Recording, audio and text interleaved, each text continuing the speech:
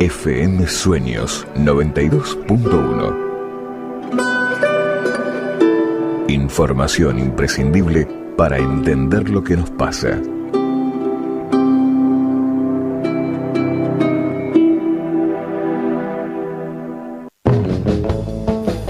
Bueno, el próximo viernes 31 de mayo, no este viernes, sino el próximo viernes, el de la otra semana, se va a presentar el libro Discapacidad, Derechos Humanos e Inclusión, un libro de Patricio Huerga, que es el coordinador de el complejo Los Tiburones de Arroyo Seco. Es un libro que compila investigación, indagaciones, estudios comparativos que resumen más o menos 25 años de trabajo en esta temática. Vamos a hablar ahora con Patricio, que lo tenemos en línea. Patricio, buen día, ¿cómo estás? Buen día, muy bien. Bueno, como siempre, muchas gracias por atendernos. Contanos un poco cómo surge la idea de hacer este libro que justamente ahonda en dos temas que son fundamentales, ¿no? El tema de la discapacidad vista desde el punto de vista, desde la perspectiva de los derechos humanos. Bueno, mira, como bien dijiste, yo justo este año cumplo 25 años de trabajar en la temática de la discapacidad. Hace unos 5 o 6 años empecé a imaginar qué libro me hubiera gustado a mí leer cuando empecé, hace 25 años. Porque, bueno, viste como todos los comienzos son medios confusos y uno se pierde ahí por caminos que por ahí no son convenientes. Yo al principio me desesperaba por saber los diferentes cuadros clínicos que se me presentaban. Entonces uno quería saber todo sobre el autismo, todo sobre los síndromes, todo sobre la parálisis. Hasta que un neurólogo me dijo que existían 3.500 posibilidades de discapacidad. Y claro, entonces era imposible saberla todas.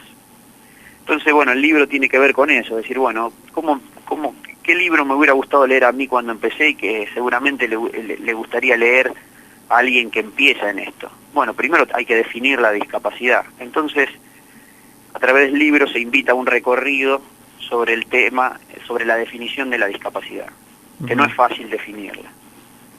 Entonces, bueno, también se hace un recorrido a lo largo de la historia y de las diferentes culturas que ha tenido la humanidad y cómo fue tratado la temática en esas culturas. Por ejemplo, la prehistoria, la cultura india, la cultura china, la mesopotámica, la europea, la americana antes de la conquista, el siglo XVII, el XVIII, el XIX, cómo fue evolucionando el concepto y cómo fue de alguna manera ese concepto, cómo pasó de ser una especie de fetichismo o de creer que la discapacidad era una maldición divina, cómo pasó a ser una cuestión médica, una cuestión social y cómo terminó siendo una cuestión de derechos, porque en definitiva no existen los discapacitados, sino las personas con discapacidad. Primero son personas y en eso hay que centrarse. Sin como duda. Personas, claro, tienen la dignidad intrínseca del ser humano. Por lo tanto hay que respetarles todos los derechos humanos.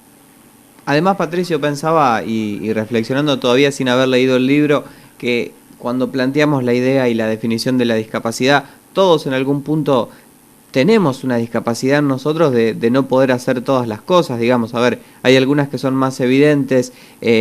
Ahora, no por eso la gente podría considerarse que posee todas las capacidades o todos los talentos o todas las virtudes. Yo creo que, de hecho, justamente creo que el gran desafío que tenemos por delante justamente es romper con esa barrera que nos separa de las personas con discapacidad, digamos, como si fueran unos otros, y vernos como nosotros también dentro de ese mismo grupo. Claro, exactamente, porque la discapacidad es la pérdida de una función. Uno pierde la función de caminar, de ver, de pensar, de imaginar, de hablar, pierde esa, pero también en la definición tiene que estar el contexto, porque por ejemplo, una persona que no tiene piernas pierde la función de caminar.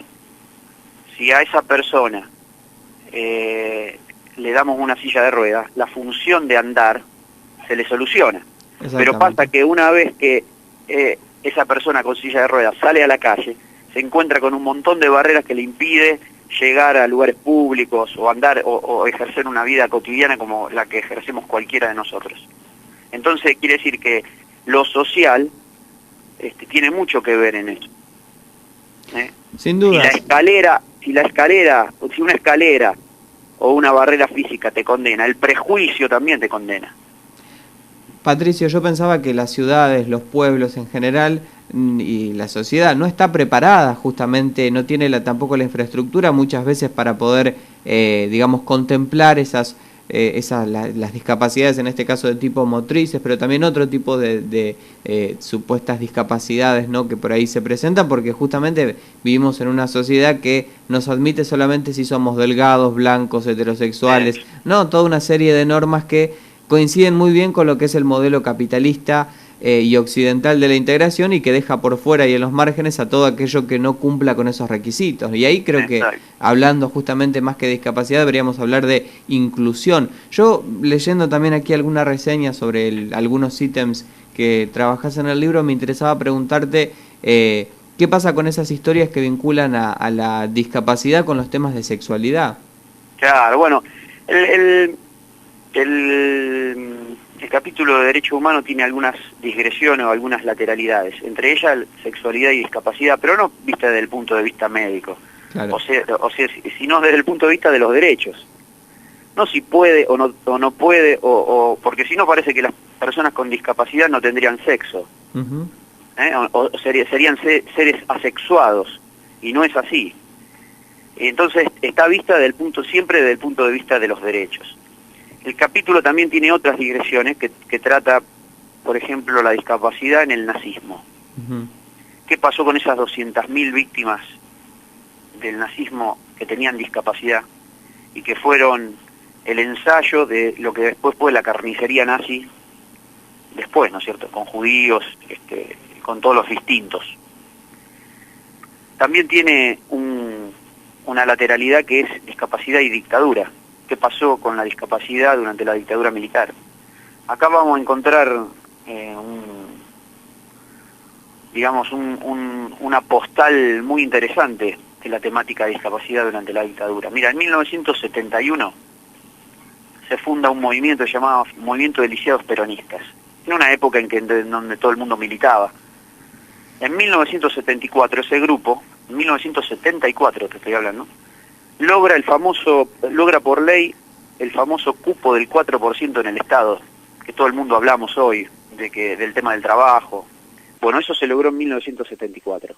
Es la tercera ley que deroga la dictadura en 1976. Y las principales cabezas de este movimiento, José Poblete y su señora, en el 76 fueron secuestrados junto a su nenita de 8 meses, que pasó a ser una nieta recuperada después en la democracia. Entonces, mirá hasta dónde llega el tema. Bueno, por supuesto, tanto José Poblete como su señora fueron secuestrados, torturados y asesinados. Y mirá hasta dónde llega el tema, que el caso José Poblete es el caso testigo que usó la justicia para derogar la ley de obediencia debida y punto final. Mirá hasta dónde llega el tema de la discapacidad a los derechos humanos.